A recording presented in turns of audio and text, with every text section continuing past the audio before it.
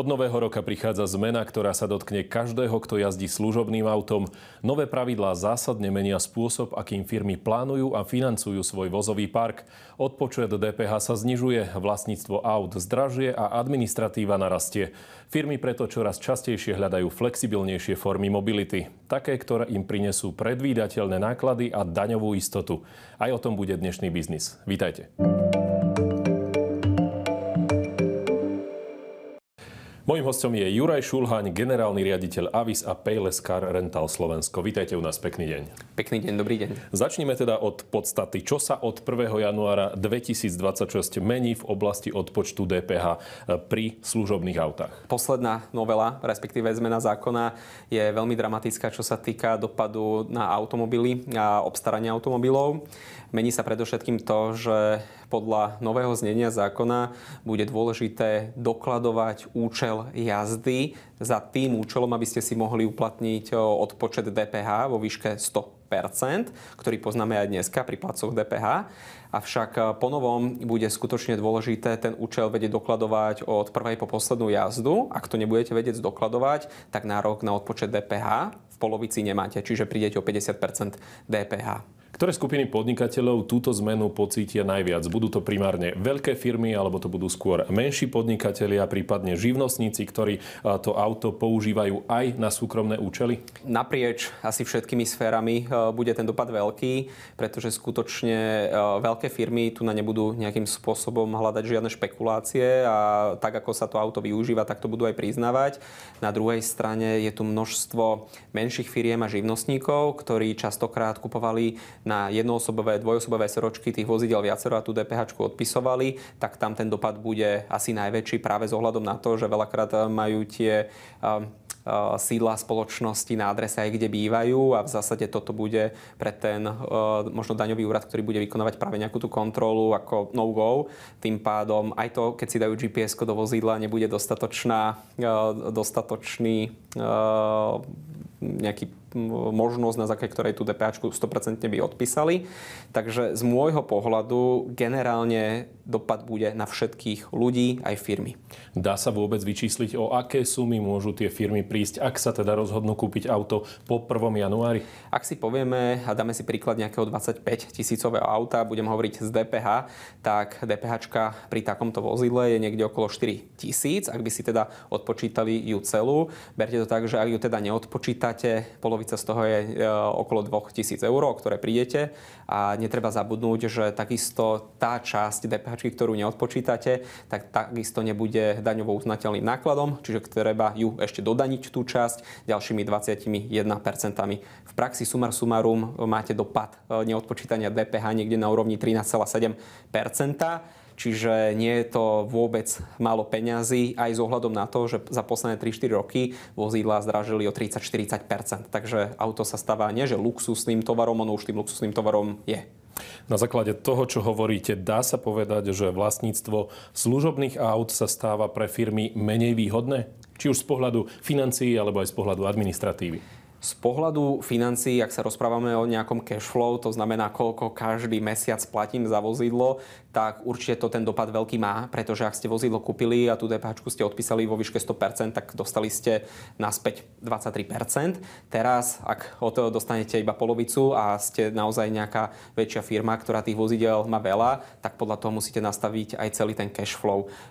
Veľa firiem, živnostníkov, čím ďalej pozerá na nejaké flexibilnejšie a stabilnejšie formy vlastníctva, čo môže byť teda nejaká tá forma prenajmu, výborná alternatíva, kedy vy skutočne stabilne viete, čo ten dopravný prostriedok vás bude stať. Viete si plánovať každý mesiac jednotlivé náklady a máte tú veľkú výhodu aj toho, že pokiaľ si ten vzťah napríklad zazmluvníte aj ešte v tomto roku, tak v zásade tie výhody budete požívať aj naďalej. Takže určite ten trend z presunu z vlastníctva do prenajmu je dlhodobý, ale aj takýmito konsolidačnými opatreniami ho ucítime určite vo veľkej miere.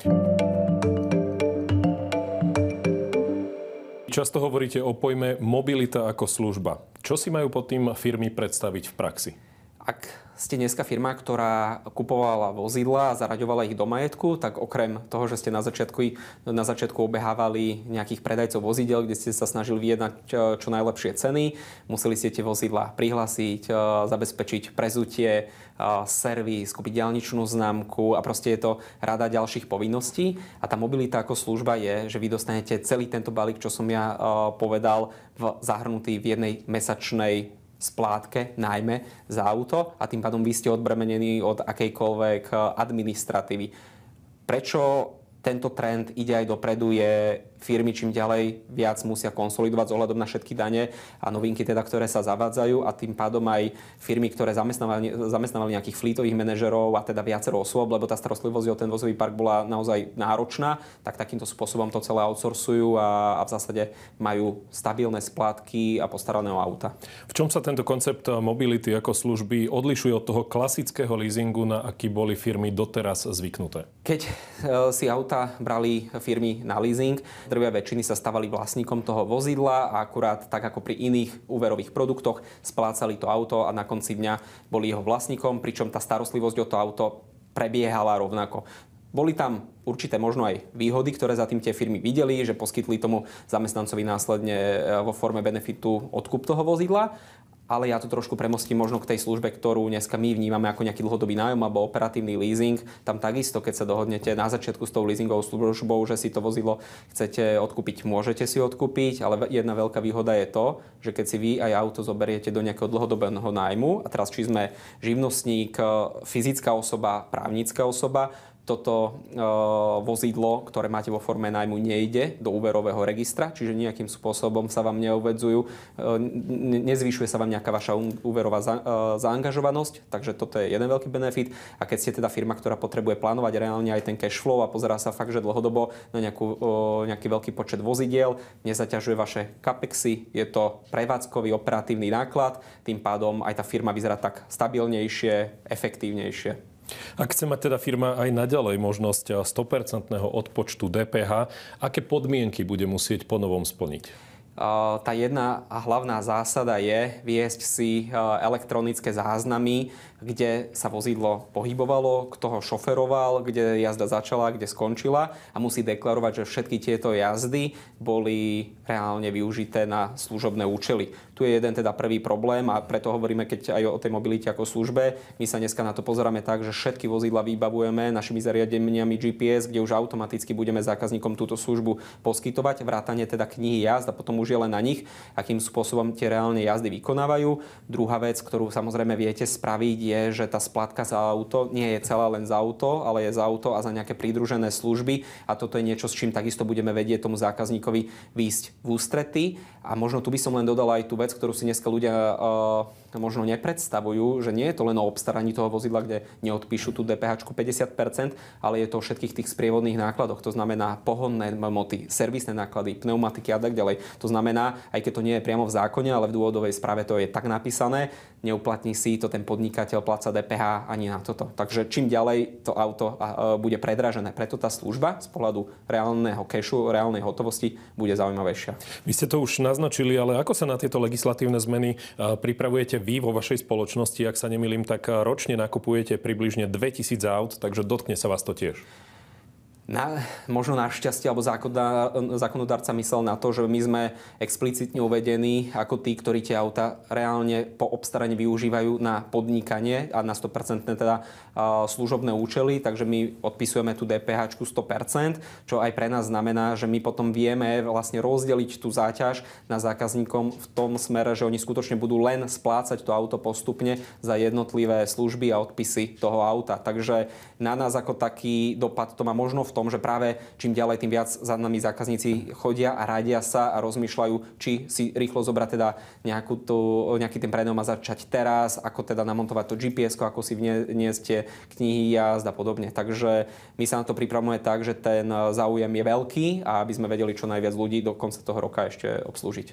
Objavujú sa čoraz častejšie aj názory, že niektoré firmy môžu na túto situáciu alebo na tú novú legislatívu reagovať aj tak, že si jednoducho presunú sídlo alebo registráciu registráciu tých vozidiel do iných krajín, napríklad susedné Česko. Vidíte túto obavu ako reálnu a ako sa vlastne líši ten systém odpočtu DPH u nás na Slovensku a v Českej republike? Napriek tomu, že to zníženie možnosti odpočtu DPH na polovicu bude pri firmách, ktoré majú viacero vozidiel, razantný, a to sa rozprávame reálne v tisícoch a 10 000 eur ročne, tak nemyslím si, že to bude stále spúšťač k tomu, že práve kvôli tomuto spravím si nejakú organizačnú zložku alebo rovno založím si firmu v zahraničí, napríklad v Čechách, pretože išlo by o tzv. Špekulatívny obchod a myslím si, že daňový úrad veľmi rýchlo by to identifikoval a toho daňovníka by dodanil.